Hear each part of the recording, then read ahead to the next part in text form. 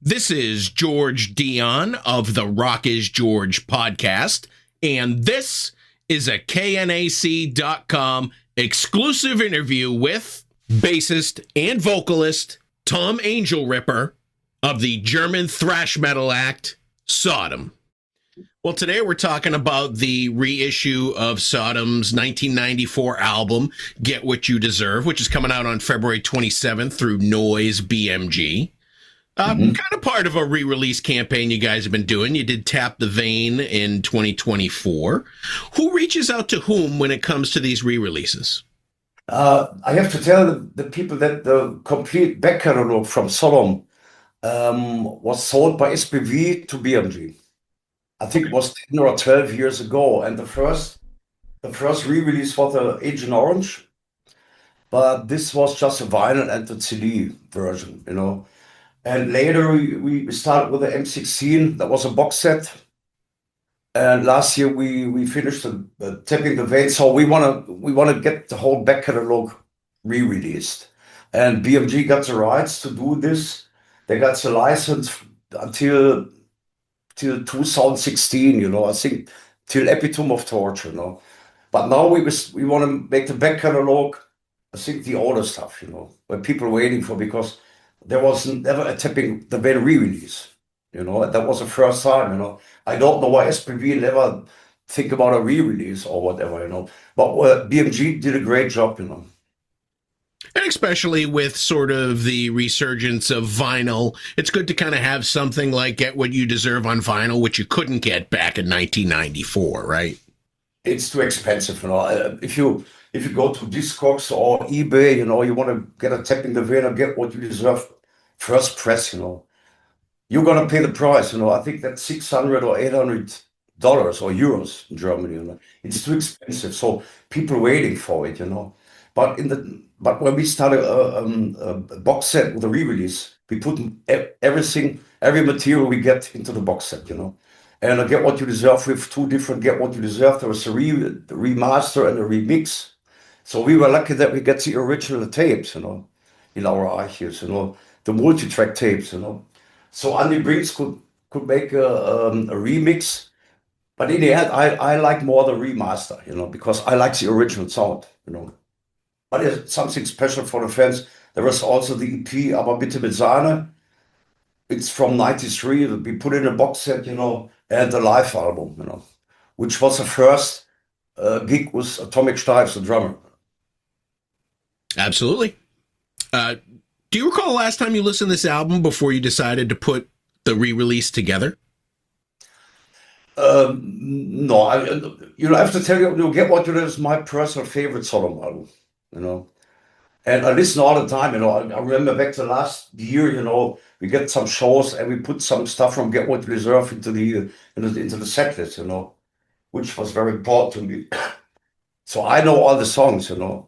But that was very interesting to find, because Andy Brinks collected everything from this times, from this era, you know.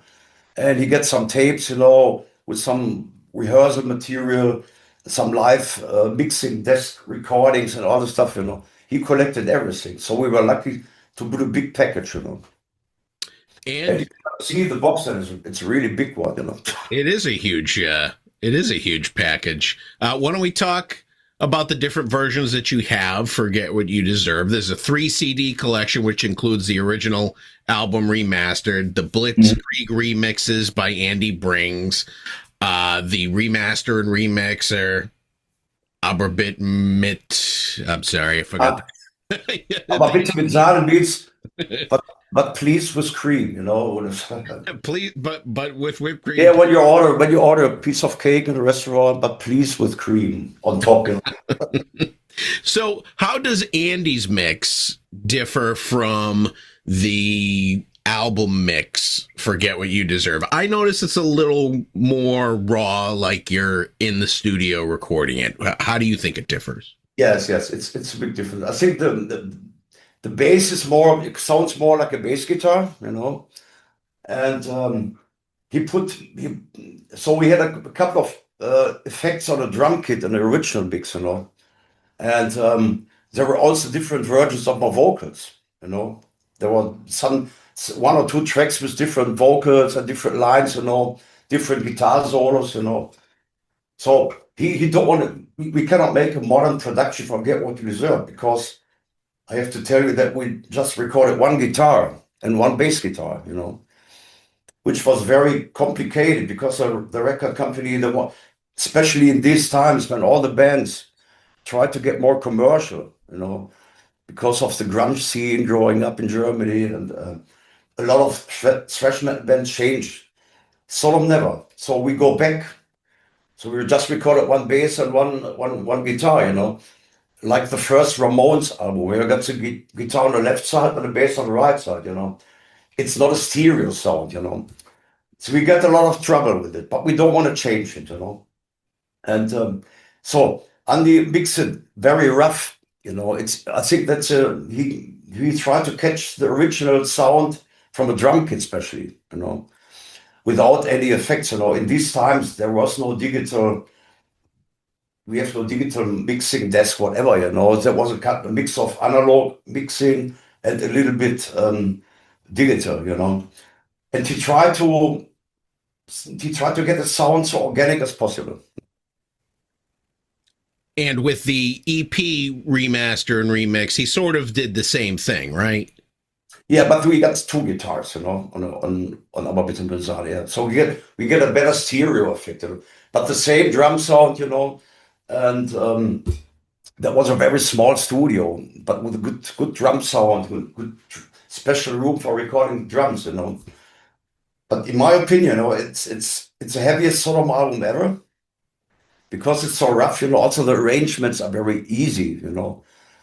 Who gonna tell that a song needs 6 different guitar riffs? Why don't you just came with 2 guitarists and writing a song? It's more punk in it, more hardcore in it.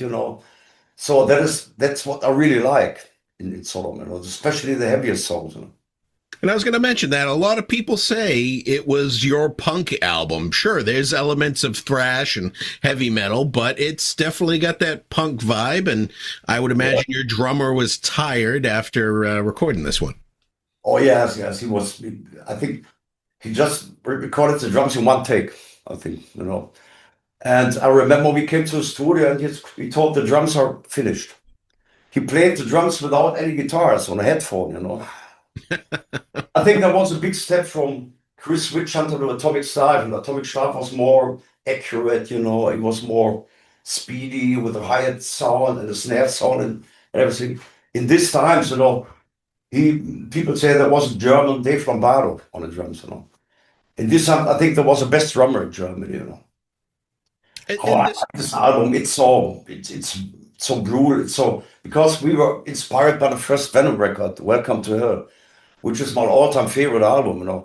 There was just one bass guitar and one guitar, And yes, and there was a little bit punk because Andy Brinks was a big Ramones fan, and I was a big Exploited fan, So why not?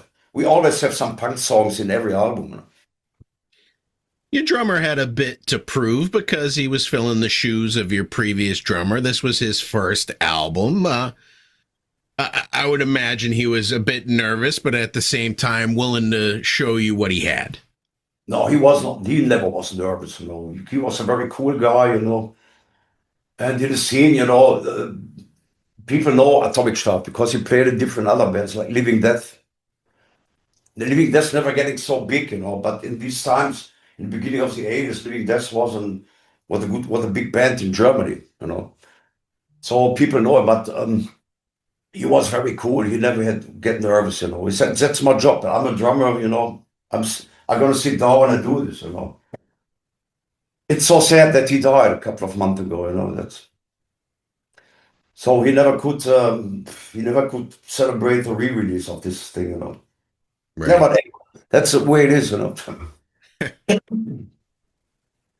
The Get What You Deserve comes in 2 different vinyl packages. You get the 2 LP clear vinyl that contains the 2 different mixes of the album. But the deluxe box set is really the treasure trove of music. You have the remastered album, the remixes, the remastered and remix EP, unreleased live show from Fishborn, Germany in '93.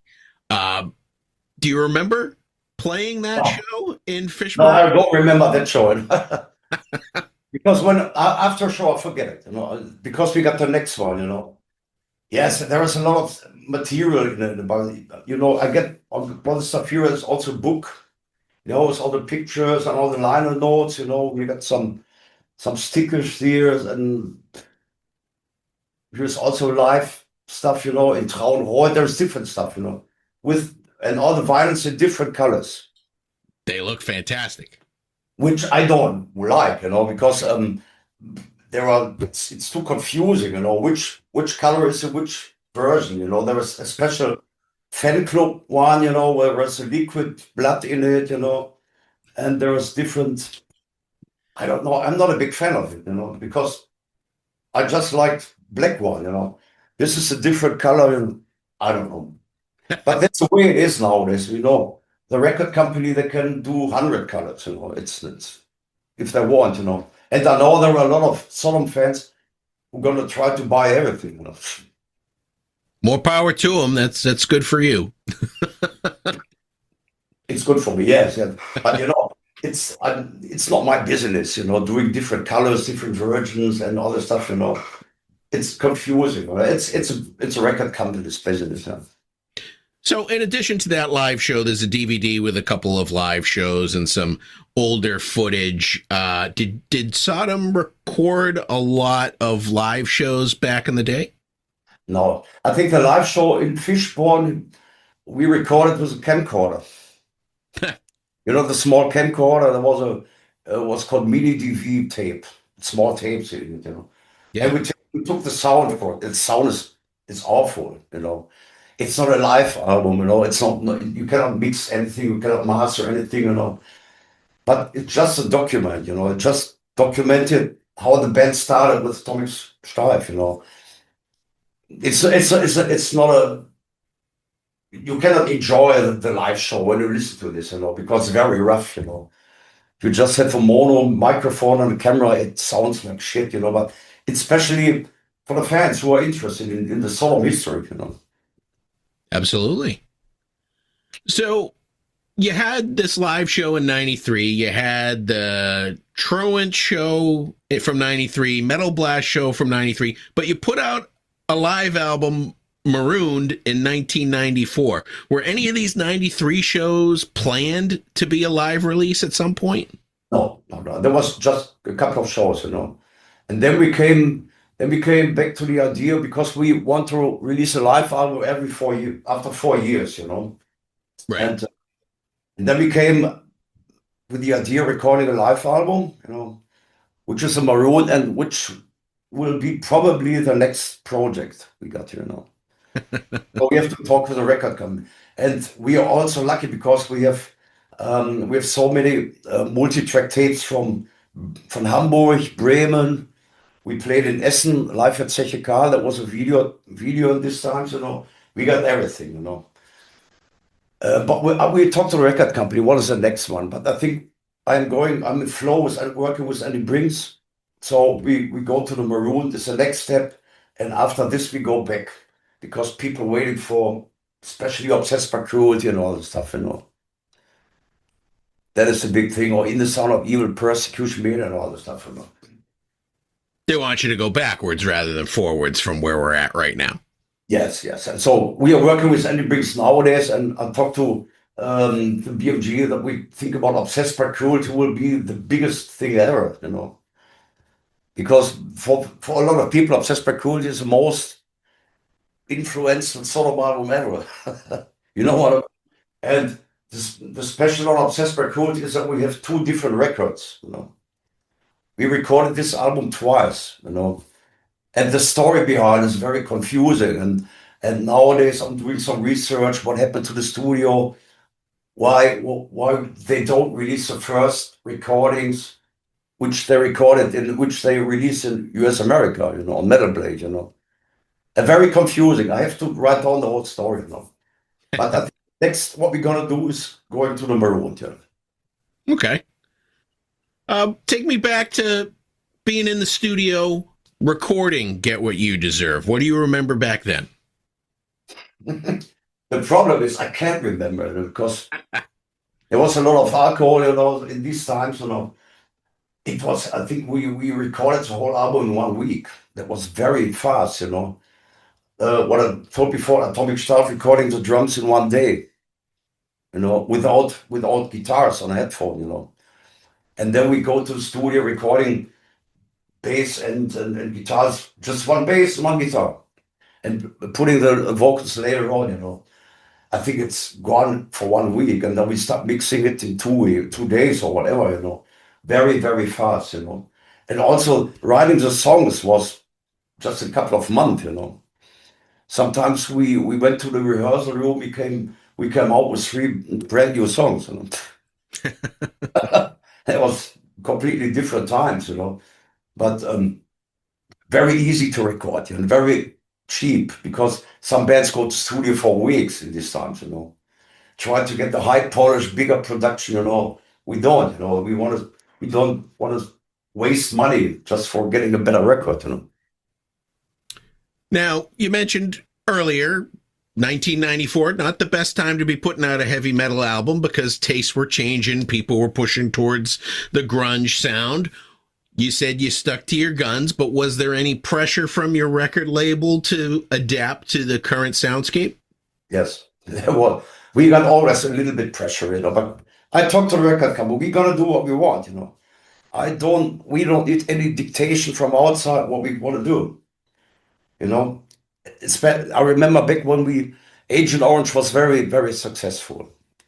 And after Agent Orange, we released Better of Dead, which is completely different because we had a different guitarist in the band. And they want to get the Agent Orange Part 2 instead of Better of Dead. I remember there was some trouble. But I told to the company, we just do what we want. When we start writing the songs, we never need any inspiration from outside what to do. We need no dictation what to do. So I know there are a lot of musicians that are in the grip of the music industry. They have to do what they got dictated. We don't. And yes, we got a little bit trouble. But in the end, I get the final master, and the release already is not.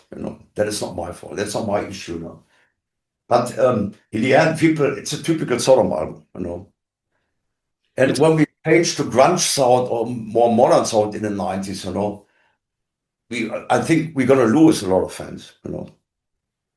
I can't even imagine a grunge album by your band. I just No, we are able to do it in a musical way, but we don't want it. I think the creator came with it, and Norama. I think also Slayer changed a little bit. But we don't. I think this period in the beginning of the 90s, we was tapping the vein, Get What You Deserve, and later album Masquerade in Blood are the heaviest Sodom albums ever. Now, you mentioned earlier that Andy Brings was pretty crucial in kind of finding the archival material, the live shows, the bits and pieces, and doing the remixes. This was actually his last album with the group. Did you know that at the time when you were putting the album together? No. I think that was during the tour for the Marooned. That was a big tour. We recorded in Bremen, Hamburg, and during the tour, I took the decision for myself to split with him. That is also a big story. And I know it's always hard if you kick somebody out of the band. But I was always looking forward. It's the same problem was when I kicked Witchhunter out of the band. That was a really hard step, but I want to see the band going forward. And Andy Briggs, I think he was a great guy. He was a good guitarist, good musician, but I think he was not the right guy for these times.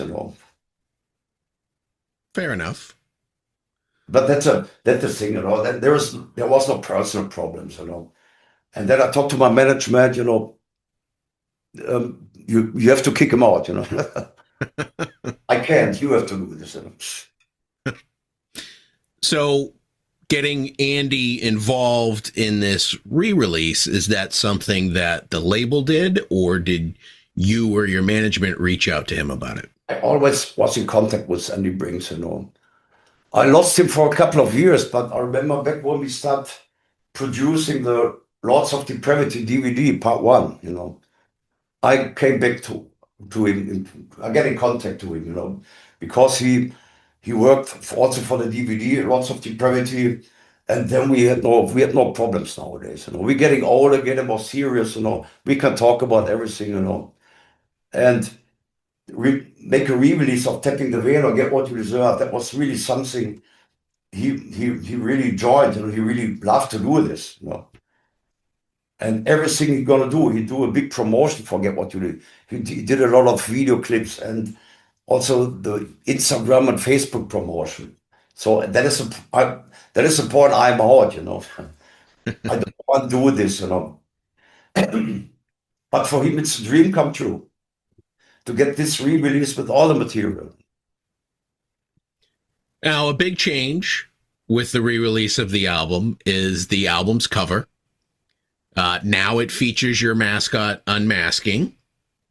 Prior, it was a guy bleeding out on a bed and a woman chained to the wall. It was, I would say, pretty controversial in the 80s, but maybe something you could get away with today. So what's the story with the album cover change? I don't know, because I like this cover, But when we get this was supposed to be the original cover. Okay. And it's from Andreas Marshall, who's a cover artist for Sodom a long time ago, And we don't, when we get the cover album, we don't like it. I don't know why, but I like it because everything is hand painted, no IE or whatever, And then we came with the idea to make a photo in a hotel room, like a photo from a police at a crime scene, which is, this one. Yeah. Right. And the record company said, no, that is not an option because we cannot put this in a record stores, We have to, because of the censorship, whatever, And that was, later we take just a band photo, So we had so many ideas to do with something, That's really impressive, And nowadays, I like this one, Yeah. Did you take a lot of heat from, I guess, publicity-wise, did you take a lot of heat for the original cover? No. No? Okay. No. I don't know why we canceled this cover, because it's great, But so we want to have something special, We want to have some brutal stuff and the original cover with a guy on the bed shooting, That's something what we really enjoyed, So let's talk a little bit about a couple of songs on Get What You Deserve. It's a very, if you ask me, it's a very angry album. Tell me a little bit about the story behind the title track, Get What You Deserve. There is not a big story behind, There is no message, It's a title track, Get What You Deserve, Revenge. It's a story. It's revenge. It's a story of. It's always the story of the Knarrenheinz going on. From Tapping the Veil to this one. And a couple of lyrics are written by Andy Brings, and we have a lot of songs on it. I have to check it. Yeah, Sodomize. It's a song about Sodom. It's a song about the story of the original town Sodom, from a testament, There's so much sick stuff in it, Yeah, Wache is about which we call in Germany the Zeugen Jehovah's. It's a kind of religious stuff, And Gomorrah is about the town Gomorrah. Angelripper is a venom cover, Everything, But there is no satanic stuff in it, like on Obsessed by Cruelty, We changed the lyrics in 87 with Persecution Media. We want to write about the real life, So were you just trying to push the envelope back then when it came to the song material? Sorry?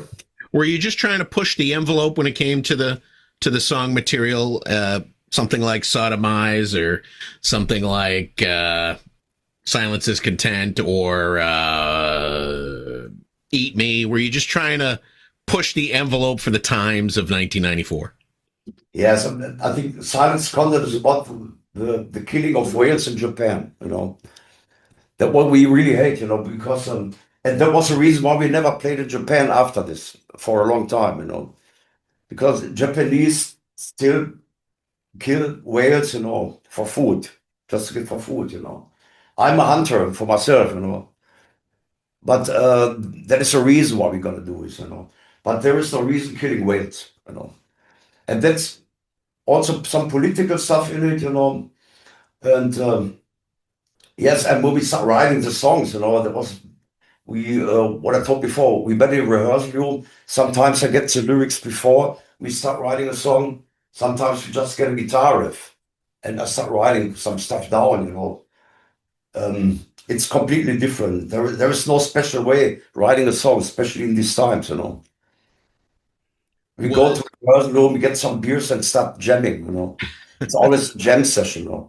It's very old school, but in these times, the bands have to rehearse. Nowadays, you can writing songs by MP3 trading, where the guitarist is sitting in America, the drummer is sitting in England, whatever.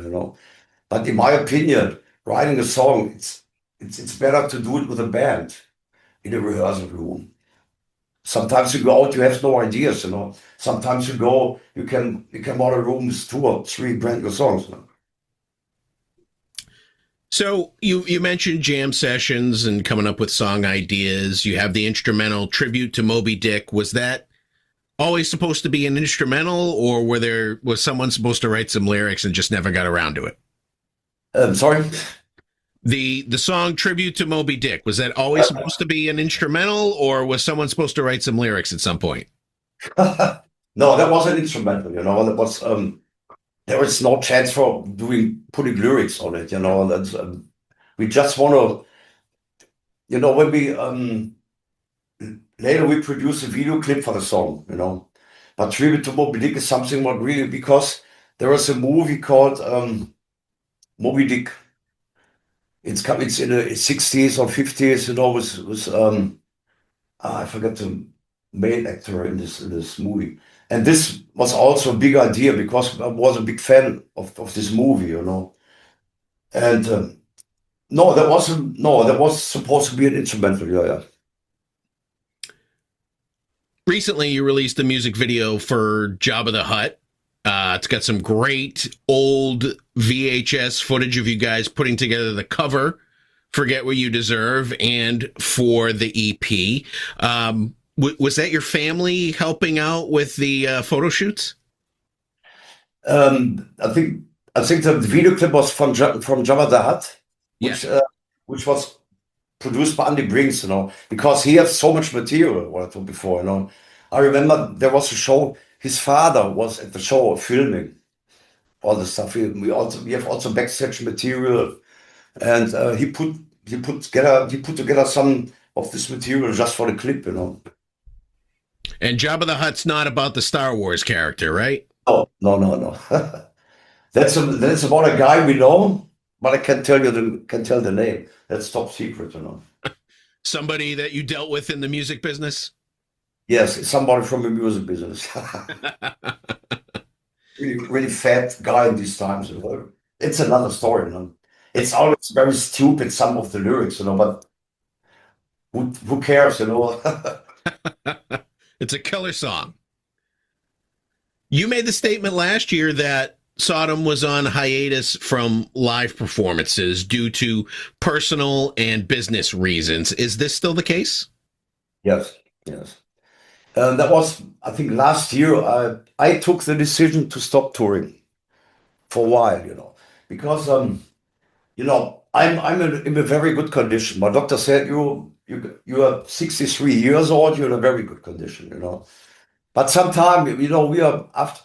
And I remember after Corona, we were traveling around the world all the time, but touring, doing this, doing that, And I told to the band and the crew, I have to do a break, I have to cut. So we did all the shows we already confirmed, And the last show was last summer at the Rock Hearts Festival in Germany, and then it's gone. I talked to my band, now I'm still in the music business and I'm still working on everything, but I just want to do my home office. I think in my age, being on stage for 1 or 2 hours, that is not a problem. That is my life. That is a big part of my life. But I don't want to waste any time.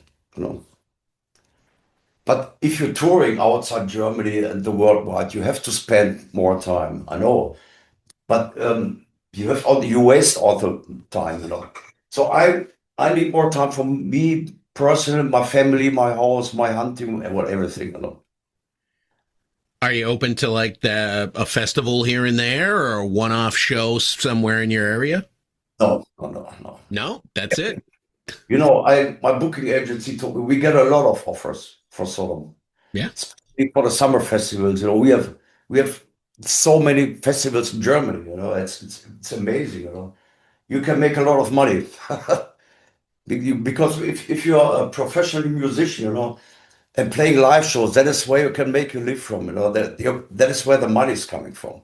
You know, you don't earn money from selling records, whatever. You can earn money by doing shows and selling merch. I know I lose a lot of money, but money is not everything. Have But you I don't have any.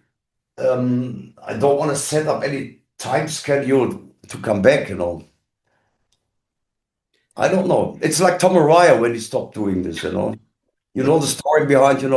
He said, I'm permanent touring the world.